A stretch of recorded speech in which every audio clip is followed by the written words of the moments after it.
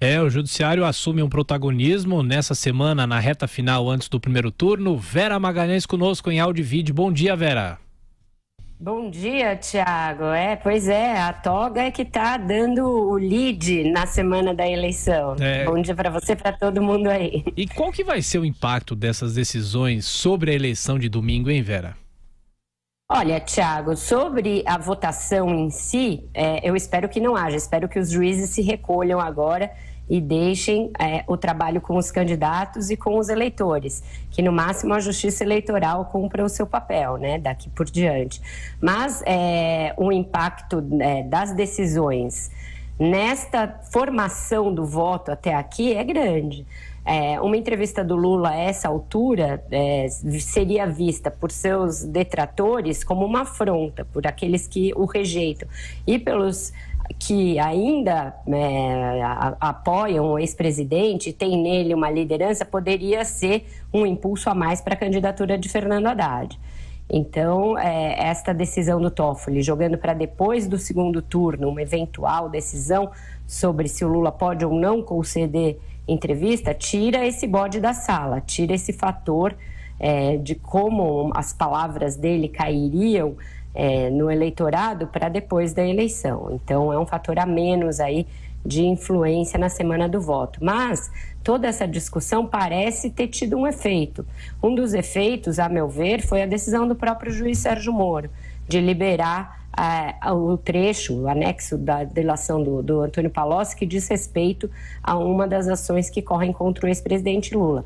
Como o Mourão é enxadrista, ele o fez de uma maneira bem dentro dos autos, bem dentro das suas atribuições. A defesa do Lula, a própria defesa do Lula, tinha pedido para que fosse suspenso o prazo dessa ação contra ele. É aquela que diz respeito à compra de uma cobertura contígua à do Lula e de um terreno para a construção do Instituto Lula, de uma nova sede do Instituto Lula.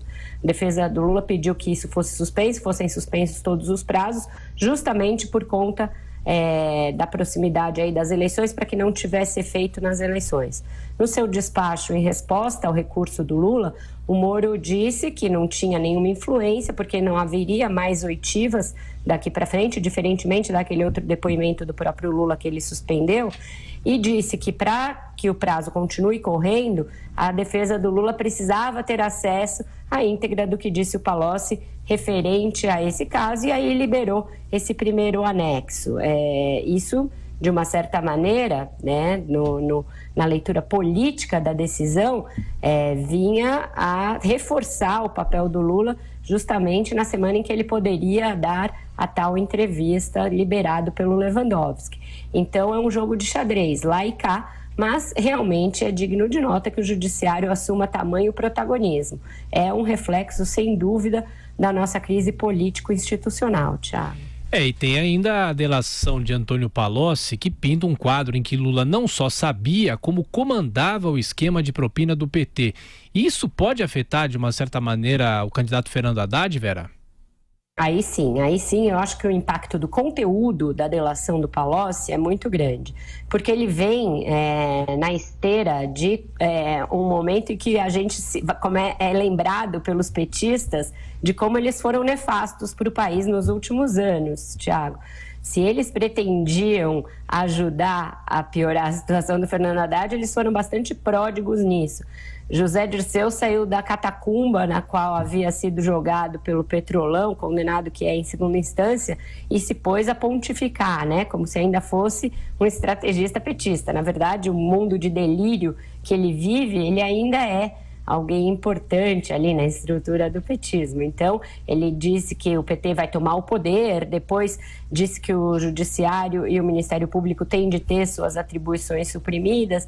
Na verdade, não muito diferente do que está no próprio programa de governo do PT, mas isso atrapalhou bastante o Fernando Haddad.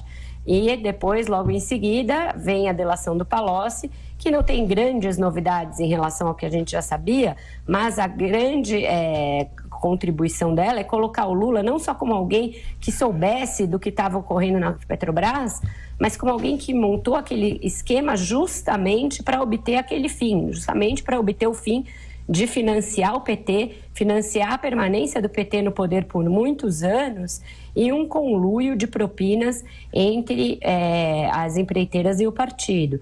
E tem ali um marco temporal muito importante, que é a descoberta do pré-sal, a partir do qual o Lula parece ter percebido um veio de dinheiro capaz de financiar esse projeto por muitos e muitos anos. E aí a narrativa do Palocci, da tal reunião em 2010, com a Dilma já ali, né, candidata, e do Lula no final do seu governo, em que ele orienta o Palocci a arrecadar propina e dinheiro ilegal para a campanha da Dilma em 2010. Isso tudo é fatal, acho que pode ter consequências para o Haddad, para a própria Dilma, que estava bem na disputa para o Senado, mas agora já não está com uma vida tão ganha assim, e vai ter importância, pode ter importância, inclusive, para impulsionar a votação do Bolsonaro nessa reta final.